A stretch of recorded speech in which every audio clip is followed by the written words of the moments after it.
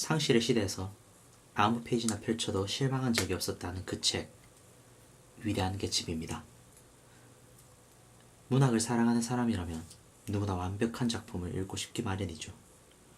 위대한 개츠비는 그러한 류의 작품들 중 하나입니다. 이 책을 한 줄로 요약하면 한 여자만을 꿋꿋이 바라보았던 어느 한 로맨티스트의 이야기입니다. 하지만 단순히 로맨스 장르로 치부하기엔 무거운 공기가 짙게 깔려있는 소설이죠. 그렇다면 무엇이 이 책을 읽는 사람들을 불안하게 만드는 걸까요? 공간은 작가들이 작품 내 분위기를 전환하거나 특정한 의미를 부여하기 위해 사용하는 매우 효과적인 장치입니다. 따라서 공간의 변화에 주의해서 책을 읽는다면 작품의 흐름을 훨씬 이해하기 쉽습니다. 이 작품의 두 주인공 닉과 개츠비가 최초로 만나는 장면을 여러분은 기억하시나요? 개츠비는 강 건너편 그가 사랑하는 여인 데이지의 저택을 향해 두 팔을 벌리고 서 있고 닉은 그 모습을 정말 서정적으로 묘사합니다. 제가 가장 좋아하는 그 장면을 여러분에게 읽어드리도록 하겠습니다.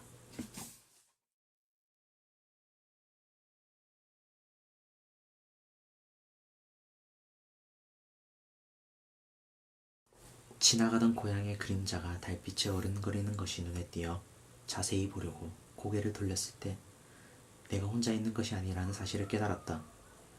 15m 떨어진 곳에 또 한 사람의 모습이 옆집의 그림자 속에서 나타나 두 손을 호주머니에 찌른 채 서서 은빛 후춧가루를 뿌려놓은 듯한 별들을 바라보고 있는 게 아닌가?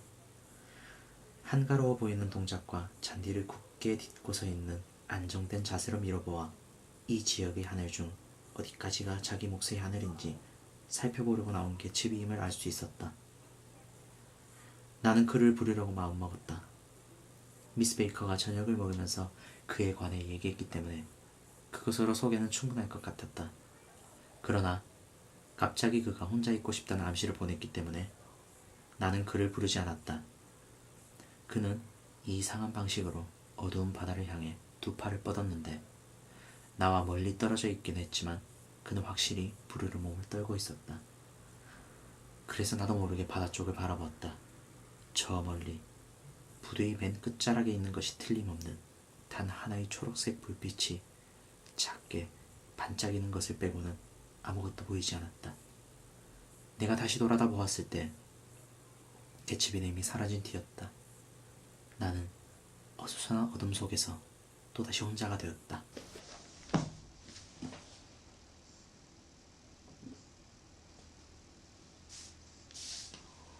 일기장에 좋아하는 사람의 이름을 곱게 적은 듯한 이 아름다운 장면과 장소에 뒤이어 등장하는 또 다른 배경은 데이지의 남편 톰 뷰캐넌의 내연녀가 사는 쓰레기 계곡입니다.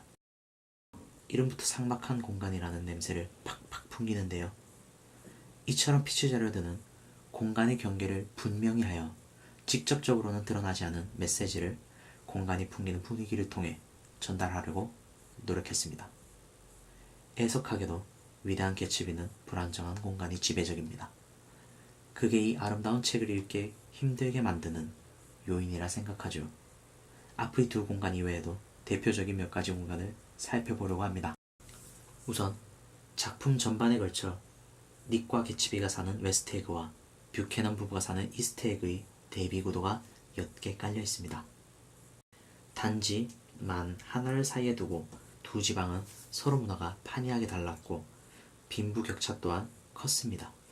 이 작품 내에서 부유한 동네로 소개되는 이스트에그는 뷰캐넌 부부를 통해 물질 만능주의적이며 허영심 가득한 곳으로 묘사됩니다.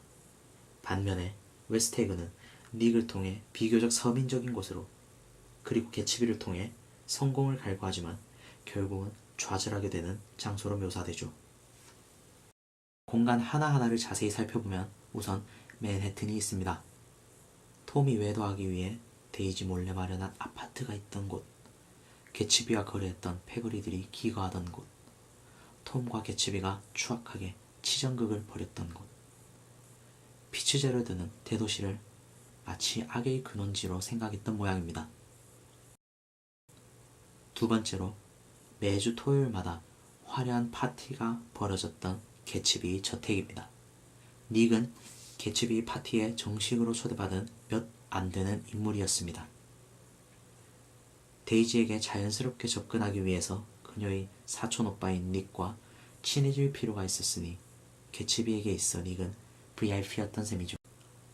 영화를 보신 분이라면 개츠비가 주관한 파티가 얼마나 성대한지 잘 아시겠죠. 그렇게 휘황찬란했던 건 오로지 데이지의 주목을 끌기 위함이었습니다. 그리고 그의 바람대로 이윽고 데이지는 남편 톰과 동행하여 개츠비의 저택을 방문하게 됩니다. 하지만 낡고 진부한 웨스트에그 문화에 그들은 금세 실증을 느끼고 말죠. 개츠비는 데이지가 파티에 아무런 감동도 느끼지 못했다는 사실을 깨닫고 크게 낙담하죠. 그리고 동시에 이 사치스러운 파티는 즉시 중단됩니다. 그에게 있어 파티 참석자들은 그녀를 위한 들러리에 불과했기 때문이죠. 그렇게 그가 공들여 쌓은 저택은 모래성에 불과했던 것입니다. 이 부실하기 짝이 없는 모래성은 자신의 이상과 완전히 어긋나자 제 손으로 직접 무너뜨린 것입니다. 세 번째로, 뷰캐넌 부부의 저택입니다.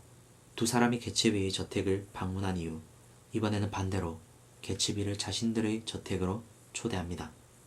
이 저택은 가식으로 가득한 공간이죠. 뷰캐넌 부부는 서로를 조금도 사랑하지 않으면서 서로를 열렬히 사랑하는 척했으며 평화로운 가정을 연기했죠. 이 저택에서 오고 가는 대화들은 궁전 같은 집에서 행복한 사람은 아무도 없었죠. 아무것도 모르는 두 사람의 어린 딸 페미를 빼면 말이죠. 제가 하고자 하는 말을 개츠비가 대신 아주 정확하게 말해줍니다. 그녀의 목소리는 돈으로 가득 차 있어요. 라고 말입니다. 이 소설에서 불안하고 음울한 공간만 등장하는 건 아닙니다. 닉은 개츠비 부탁으로 데이지를 자신의 집으로 초대하여 두 사람의 만남을 주선합니다. 개츠비는 마치 그 집이 자신의 집인 마냥 잔디를 깎고 수많은 꽃화분으로 장식하죠.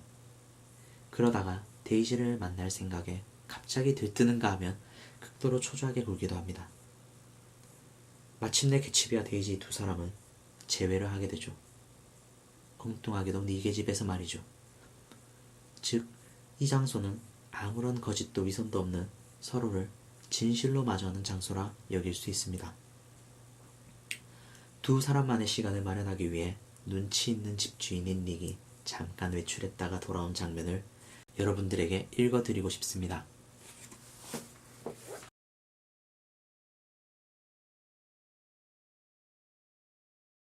나는 집 안으로 들어갔다. 난로를 뒤집어 엎지 않았다 뿐이지 부엌에서 온갖 시끄러운 소리를 다 낸 뒤에 들어갔다. 그러나 그들이 무슨 소리를 들은 것 같진 않았다. 그들은 긴 의자 양쪽 끝에 앉아서 마치 누군가가 무슨 질문을 던졌다가 던진 질문이 허공에 떠있기라도 한 듯 서로 마주보고 있을 뿐 아까의 당황한 모습은 흔적도 찾아볼 수 없었다. 데이지의 얼굴에는 눈물 자국이 있었고 내가 들어가자 그녀는 벌떡 일어나 거울 앞에 가서 손수건으로 눈물 자국을 닦기 시작했다. 그러나 개츠비에게는 그야말로 놀랍다고밖에 할 수 없는 변화가 일어났다. 그는 글자 그대로 찬란한 빛을 내뿜고 있었다. 희열을 드러내는 말이나 몸짓은 없었지만 새로운 행복의 광희가 그로부터 뿜어나와 작은 방을 가득 채우고 있었다. 이처럼 개츠비의 맹목적이라고까지 느껴지는 순정에 저는 감탄을 느꼈습니다. 어떨 땐 어리석다고 느껴지기도 했죠. 하지만 제 일관적인 생각은 한 사람만을 그토록 오랫동안 바라보고 한 사람의 마음을 얻기 위해 수단과 방법을 가리지 않았던 개츠비의 모습이 위대한 동시에 비현실적으로까지 느껴진다는 것입니다. 다만 이 책을 여러 번 읽으면서 정말 아쉬운 점은 제가 이 책이 쓰여질 당시 미국의 역사와 문화적 배경에 정말 몰지각하다는 것입니다. 우리가 문학 고전을 읽기에 어려움을 느끼는 가장 큰 이유 중 하나는 그 고전이 쓰여질 당시의 배경 지식이 부족해 고전이 담아내는 진정한 취지를 미처 발견하지 못하기 때문이죠. 일제강점기라는 우리나라의 애환의 역사를 모르는 사람이 과연 윤동주님이 쓰신 시들의 깊이를 제대로 이해할 수 있을까요? 제가 준비한 내용은 여기까지입니다. 다음에도 수려하고 아름다운 책들을 하나를 안고 다시 찾아뵙겠습니다.